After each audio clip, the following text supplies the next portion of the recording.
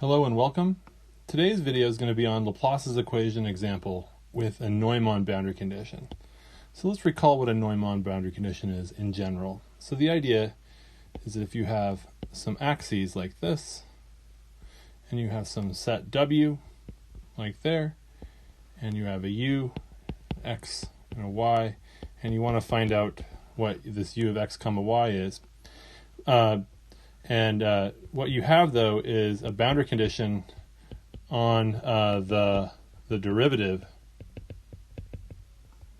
of u.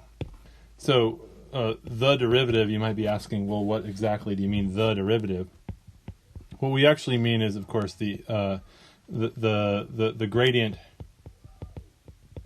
or I shouldn't say gradient, say the directional derivative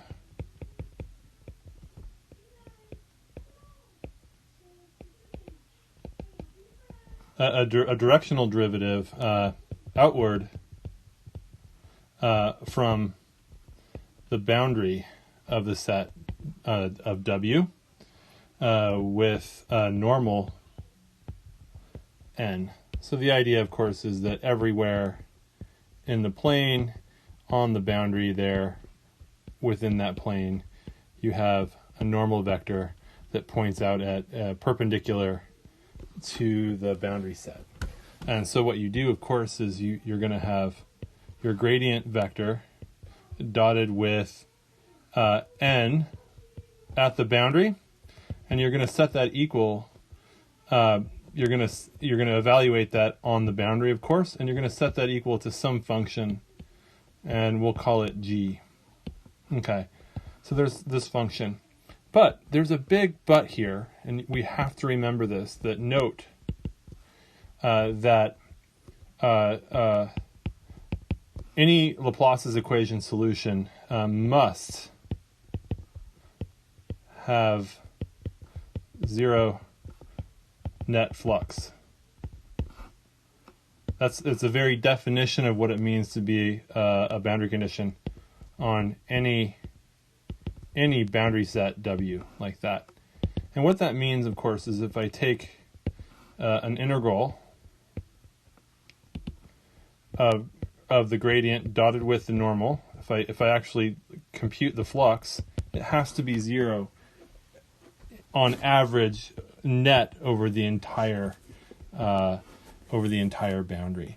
So that's really critical. And so that actually puts, remember what this is equal to. That's equal to the boundary set of G ds is equal to 0. So what that means, of course, is not all G functions are allowed. It must be that this is equal to 0. You have to be able to, when you're integrating over the boundary, it must be that the set, that the function over that boundary is going to be 0. So there's a restricted class of functions G that are even admissible here. So this is a little different than what we had for Dirichlet boundary conditions, where we had existence and uniqueness on any f, provided it was sensible enough it wasn't some sort of pathological function. So with that stated, I think we can now move on to the problem we're going to state.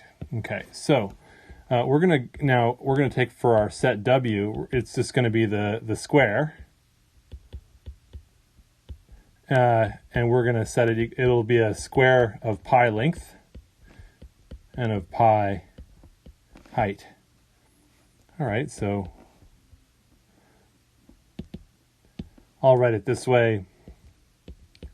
There's y, and there's x, like so.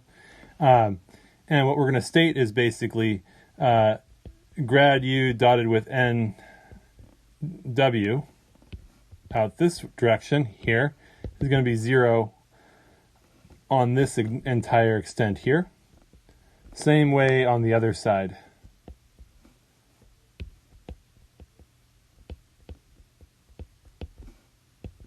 It's going to be 0 on this left side as well. So we're going from 0 to pi and 0 to pi.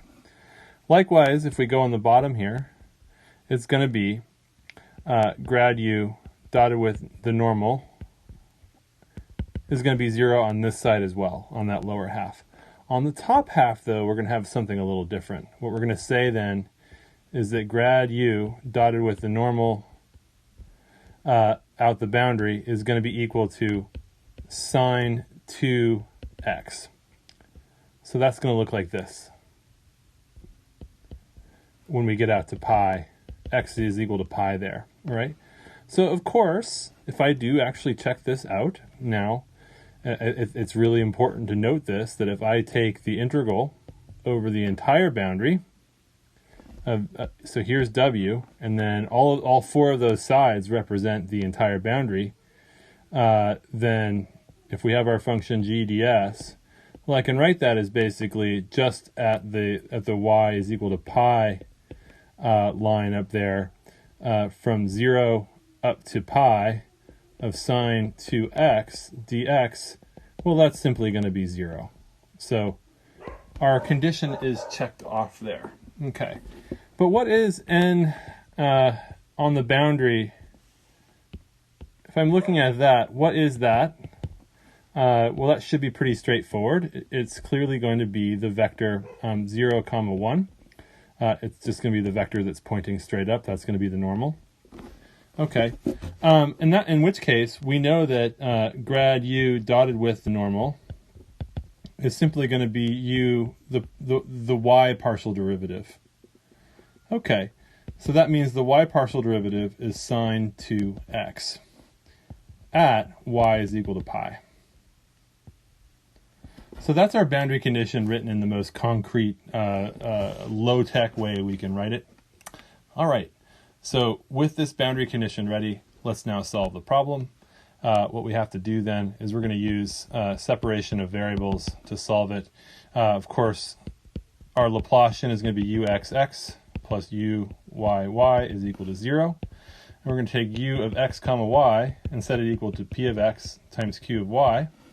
And we plug that in, and we're going to get p double prime q plus q double prime p is equal to 0. We divide by p and q there, in which case we're going to get the following equation. P double prime over p is equal to negative q double prime over q is equal to, and of course we know this is a function of y on this side, and that's a function of x on this side. The only way that two functions of two distinct independent variables are equal to each other is if they are equal to a constant. Now we look that essentially what we have here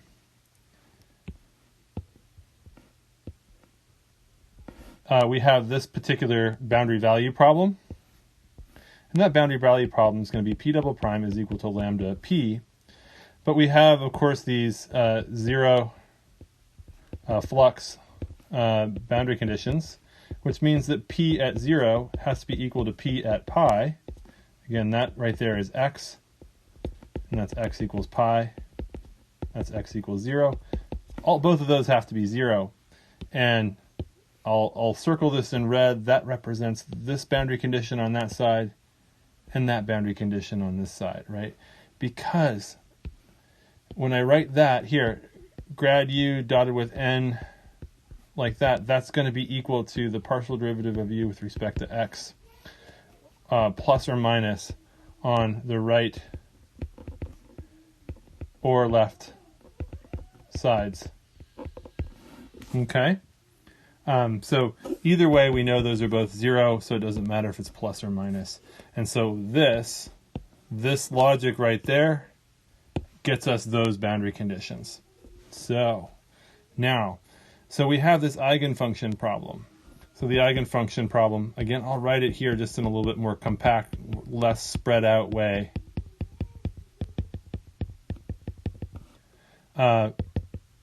There's our boundary value problem, our eigenfunction boundary value problem. This has a very clear answer. So on my exams, there will be a ref sheet that gives you this particular eigenfunction problem.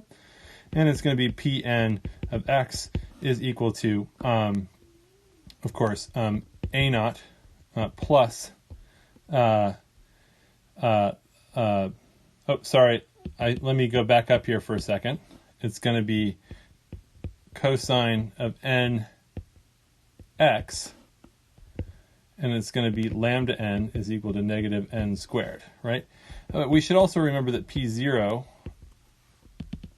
of x is also equal to the function 1, and that's going to be for lambda 0 is equal to 0. Okay, so those are our eigenfunctions that we need now to solve this problem. Okay, so that's great. The next step, of course, is to solve for the q. And the q, of course, is going to be, we're going to have qn double prime is equal to, and remember we have that negative sign up there. So what that means is, of course, is we can move that negative over like so. And because the lambda values themselves are negative, and negative makes a positive, we get a positive over there. So this equation, of course, has solutions that are exponentials. Or, alternatively, we can write them as hyperbolic trigonometrics. So either one is fine, exponentials or hyperbolic trigs, but hyperbolic trigs are much more useful. They're just really clean to work with. So we're going to set the qn of y's equal to an cosh n x plus bn sinh n. Oh, sorry, I need to. It's not x there. Of course, it's going to be n y.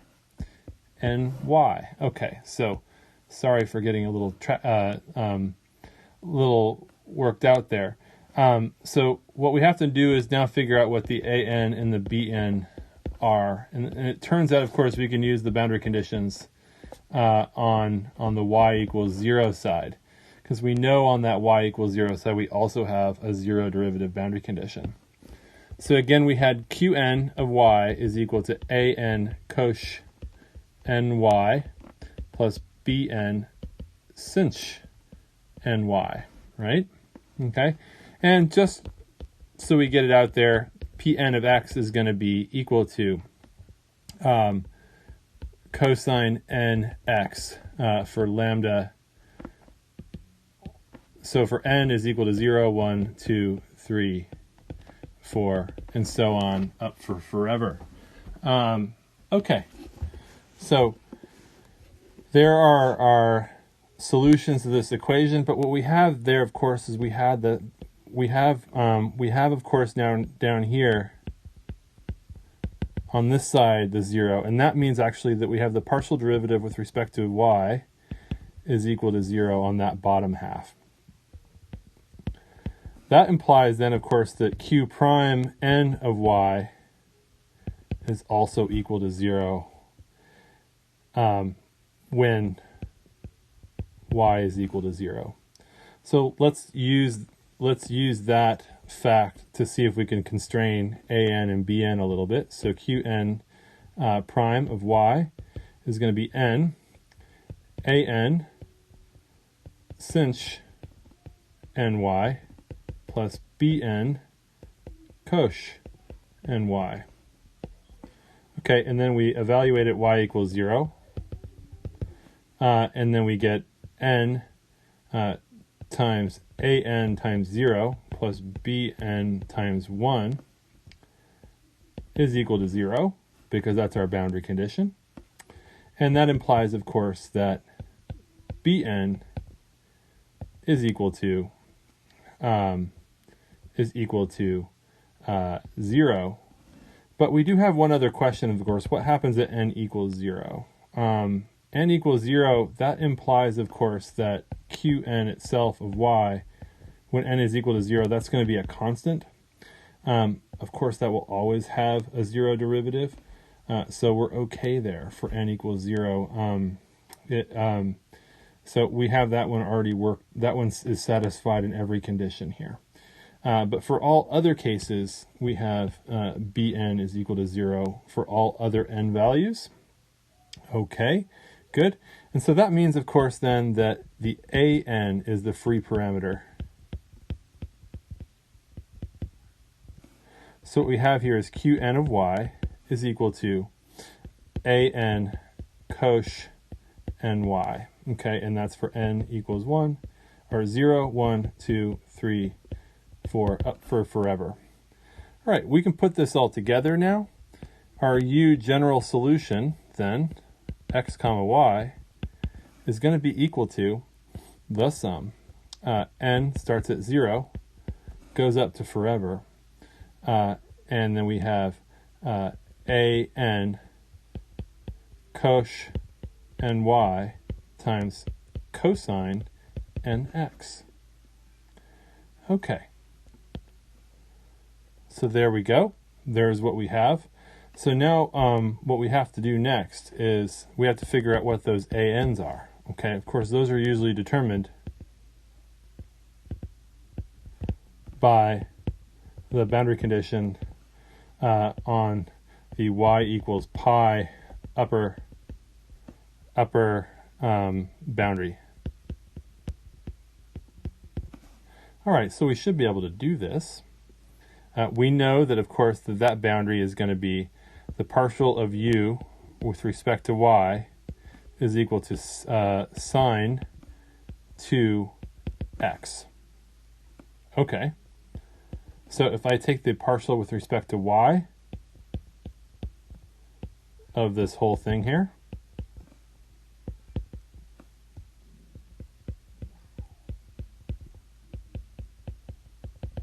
well, we'll move that in. And first off, the n equals 0 term is constant.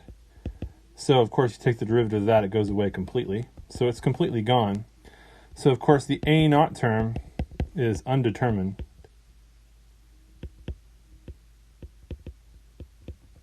It's undetermined. And we'll talk a little bit more later about that undetermined nature of a naught. Then we have an, and then we're going to have sinh ny times n times cosine nx. Okay. And now we're going to evaluate, of course, at y equals pi. And we're going to set that equal to sine 2x. Okay, so what we have here is the sum n equals 1 to infinity of an times n sinh n pi times cosine nx. All right. So this term right here, those are actually Fourier coefficients.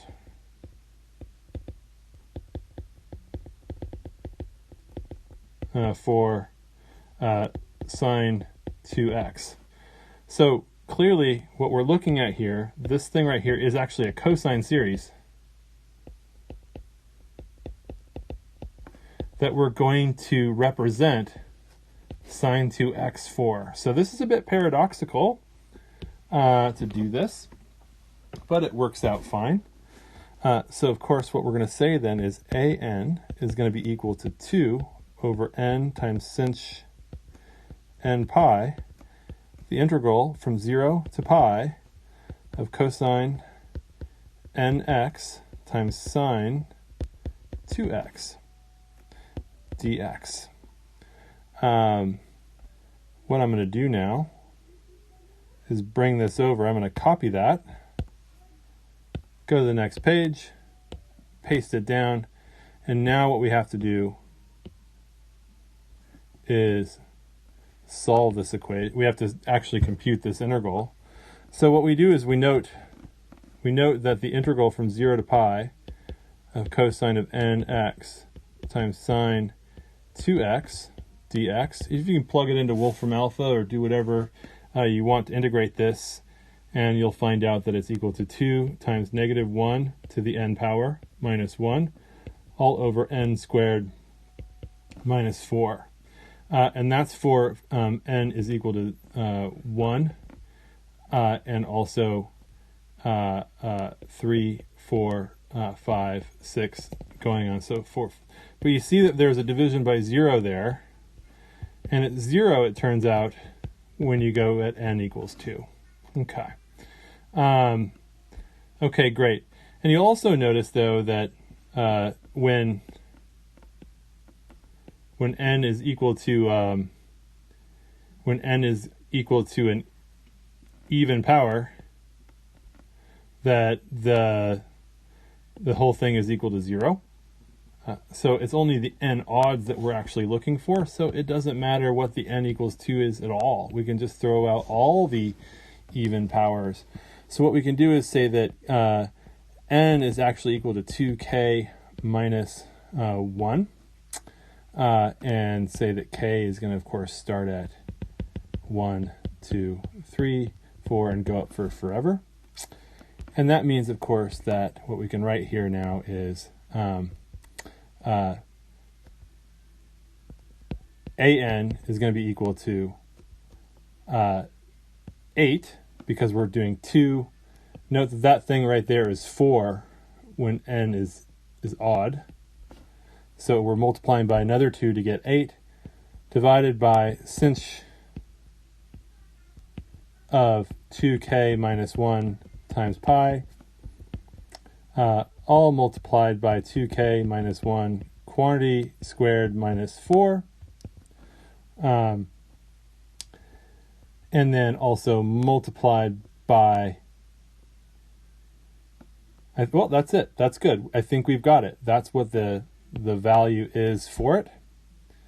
And all we have to do now is we got to remove that n and put into its place 2k minus 1. All right, so now we have everything all put together now. So what I can do then is write the following. So u of x comma y, our final answer, is going to be a naught, which is undetermined, times the sum. N starts at, oh, not n. It's going to be k starts at 1, goes up to forever, of 8 over sinh 2k minus 1 times pi times 2k minus 1 quantity squared minus 4, all multiplied by sinh, oh nope, cosh. I think I believe I forgot one 2k minus 1 there, because we had that n in the denominator there. Okay, so I have to remember that 2k minus 1. We'll put that down in the denominator, and then we have a 2k minus 1 in the cosh here, times y, times cosine of nx. Oh, but again, n is now going to be equal to 2k minus 1 times x. That is our full solution here. And it's unique up to an undetermined a naught constant. Okay, so you might ask yourself why. Why is that always going to be undetermined? For Neumann problems,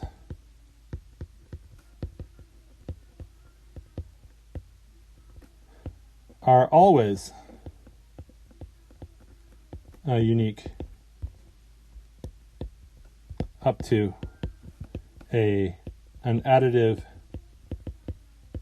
constant. And that's because, of course, we're taking the gradient, dotting it with the normal, and setting it equal to some g function. Any constant, when you take that directional derivative, any constant will disappear from the problem. So the boundary condition that we define never actually will inform what that additive constant is. A flux condition just will never tell you what that constant is. So you can set a naught equal to 0, or if you have some other additional information, you can constrain that value later. So this is a full value problem. It has every bell and whistle to it to solve a boundary condition on just one side. It takes all the skills you can have that you learn in PDEs to solve. Definitely a tricky one. Okay, anyway, I hope you enjoyed it, and we'll see you in the next video.